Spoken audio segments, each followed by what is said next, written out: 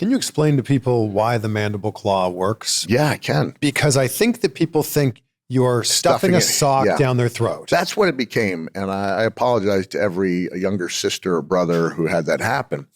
Jim Cornette gave me the idea, and it's based on Dr. Sam Shepard, who was the physician that both the TV show and later the movie The Fugitive was based.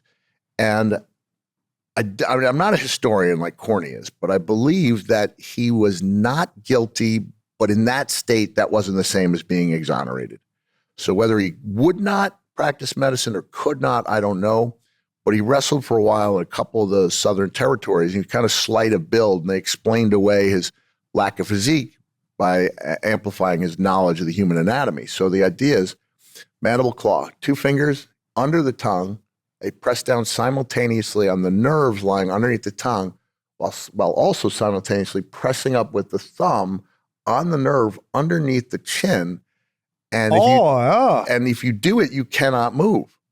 So that hurts. It does hurt, right? I'm doing it myself. And like if a guy like Danny Hodge, like Danny Hodge had that incredible hand strength. Like if Danny Hodge were to put that on somebody, that person's life would change. Yes. This is a Danny Hodge story. When I was getting inducted into the National Wrestling Hall of Fame in Iowa, Terry Funk did my induction, and we were signing afterwards. And Danny Hodge was probably in his early 80s then.